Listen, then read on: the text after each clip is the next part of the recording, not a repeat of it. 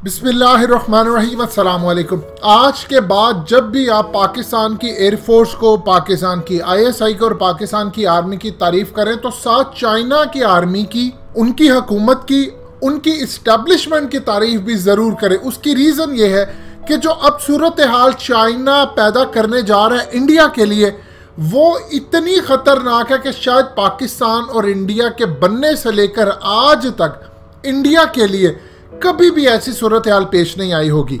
अभी ऑफिशियली इस पर कोई भी आपको मीडिया, चैनल और चीज़ें नहीं बताएगा, लेकिन इस वक्त मज़ीद डिस्कस करने से पहले इस वीडियो को लाइक करें, हकीकत टीवी को सब्सक्राइब करें और बेल आइकन पर ज़रूर क्लिक करें। इंडिया के खिलाफ चाइना रूस से गुफ्तगू ये कर रहा है और डिमांड सामने रखी है कि रूस चाइना का पार्टनर है हर लिहाज में, चाहे सर्द जंग हो या किसी हो।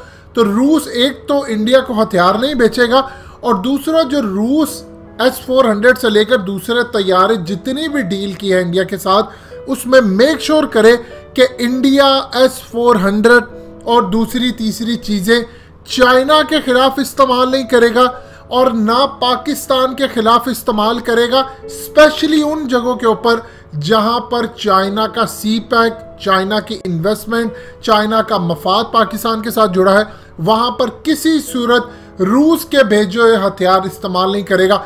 ये इतनी बड़ी डेवलपमेंट है कि अगर इस पर रूस और चाइना के दरमियान इस वक्त चूंकि गुफ्तगू जारी है और मामला तय हो रहा है डिप्लोमेटिक लेवल पर, अगर इसमें कोई फैसला हो जाता है तो समझ लीजिएगा इंडिया के लिए मौत है। उसकी रीज़न ये है कि 40-45 साल से इंडिया रूस के साथ है और उसी से हथियार लेकर, उसी से इवन के जितने इंडिया के पास जहाज हैं वो तकरीबन सारे के सारे चंद जो है वो अमेरिका से लिए हुए हैं, बाकी वो रूस से लेकर पाकिस्तान के खिलाफ इस्तेमाल करता रहा। अब अगर ऐसी सूरत हाल हो जाती है तो सबसे पहले 5.4 अरब डॉलर्स का चूना लगता है इंडिया को, जो S-400 के वो 5 यूनिट लेने जा रहा है। आप बताएं कि इंडिया ने वो S-400 क्या श्रीलंका के खिलाफ इस्तेमाल करने हैं, क्या उसने अफगानिस्तान के खिलाफ इस्तेमाल करने या ईरान के खिलाफ करने हैं? जाहिर सी बात है S-400 असल में इतनी ज़बरदस्त प्रोडक्ट है कि हवा में कुछ भी आएगा तो वो तितर बितर कर देगा, इंटरसेप्ट कर देगा, रोक लेगा कोई भी मिसाइल, चाहे पाकिस्तान से आए चाहे चाइना से आए। अब सूरत हाल ये पैदा होती है कि अगर इंडिया ने, चूंकि लिया ही वो पाकिस्तान के खिलाफ जाने के लिए था, चाइना का तो उसने कभी सोचा नहीं था, लेकिन उसने अब जाकर राजनाथ सिंह ने कहा है कि डिलीवरी दे। अब इस वक्त सूरत हाल ये पैदा है कि रूस इस वक्त डिले कर रहा है कि जी मैं 2021 तक नहीं दे सकता, पहले तो 2021 का कहा था, अब कहा है जी 2022 तक ये चला जाएगा। असल में इस वक्त चाइना और रूस के मामला तय नहीं हो पा रहे क्योंकि चाइना का प्रेशर है, एक तो नए आपने MiG-29 और उसके अलावा कोई 30-12 जो है वो इंडिया को नहीं बेचने, और इवन कि जो आपकी डील हुई है उसमें भी मेक श्योर करें कि चाइना के खिलाफ इस्तेमाल नहीं होंगे। अब अगर रूस, आप देखिए सबसे पहले रूस ने क्या काम किया, उनके फॉरेन मिनिस्टर ने कहा कि हम चाइना और इंडिया के मामले में नहीं आएंगे, यानी इंडिया की रिक्वेस्ट रिजेक्ट होगी। ये तो सबसे पहला झटका। अब अगर आने वाले दिनों में ही रूस ये कह देता है कि एक शर्त पर डिलीवरी मिलेगी, आप चाइना और पाकिस्तान के खिलाफ इस्तेमाल नहीं करेंगे, तो बताएं इस पर क्या इंडिया के पास रह जाता है?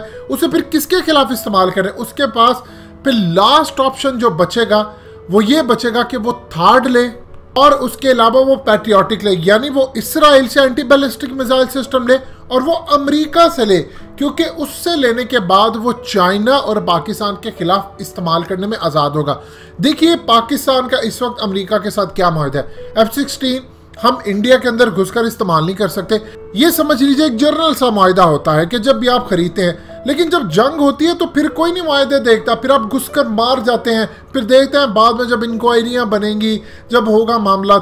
अब इंडिया ने क्या प्रोपेगेंडा किया था? इंडिया ने यह प्रोपेगेंडा किया कि जी नहीं, यहाँ पर पाकिस्तान ने J-17 थंडर के साथ साथ दूसरे भी उड़ाए थे और वो घुसे थे। अब सूरत हाल जो हो चुकी इस पर बहस नहीं कर सकते क्योंकि उस वक्त मार्केट के अंदर 20% शेयर हमारे अल्हम्दुलिल्लाह ऊपर चले गए थे, और अब हमारी जो नई प्रोडक्ट है वो तो राफेल से भी बहुत बेहतरीन है। और इंडिया के खिलाफ चाइना का J-20 स्टेल्थ फाइटर तो इतना कामयाब है कि वो 20 साल आगे है। अब सूरत हाल इंडिया के लिए खतरनाक पैदा हो रही है। ये वो मौका है जब इसराइल कैश करवाएगा सूरत हाल। इसराइल ये काम करेगा कि वो इंडिया को कहेगा कि तुम मुझसे खरीदो और अमेरिका कहेगा कि तुम मुझसे लो, हथियार भी लो। इवन कि वो चाहेगा कि F-35 अब मैं बेचूं इसको। ये कहां पर Sukhoi 30 ले रहा है, ये कहां पर MiG-29। देखिए रूस के पास जो Sukhoi 30 और MiG-29 असल में ये है बड़े पुराने, इनका अब कोई यूज़ नहीं है। आम हालात है आप किसी को राफेल दें, आप ये फ्रांस से लेने के लिए गए थे तो आपको एक मिलता है और उसके बाद बाकी की डिलीवरीज के लिए टाइम चाहिए होता है। होता यूँ है कि जो वो वर्जन अपने लिए इस्तेमाल कर रहे होते हैं वो दूसरे मुल्क को नहीं देते, उसके अंदर बहुत सारी वो चेंजिंग्स करके देते हैं। अब सूरत हाल ये पैदा हो गई है कि रूस ने इतने ज़्यादा वो पुराने हो चुके हैं, उसके पास ग्राउंड है सारे, वो इंडिया को दे भी देता, वो चाहता कि किसी तरह मैं दे दूं, मेरे बिक जाएं ताकि मैं अगला बनाऊं। अब इस वक्त चाइना का प्रेशर उस पर आ रहा है कि नहीं तुमने नहीं बेचने, और अगर जो डील हुई है उसके अंदर भी मेक श्योर करवाओ कि इंडिया इस्तेमाल नहीं करेगा। अब इंडिया को इतनी प्रॉब्लम है कि कभी जिंदगी के अंदर चाइना ये बात कहता समझ आती है कि मेरे खिलाफ इस्तेमाल ना करे। हाइडल पावर प्रोजेक्ट की बात हो तो वो कहता है आज़ाद कश्मीर के अंदर मेरे वर्कर को नुकसान नहीं पहुंचना चाहिए, इसका मतलब है आज़ाद कश्मीर पर हमला नहीं करना।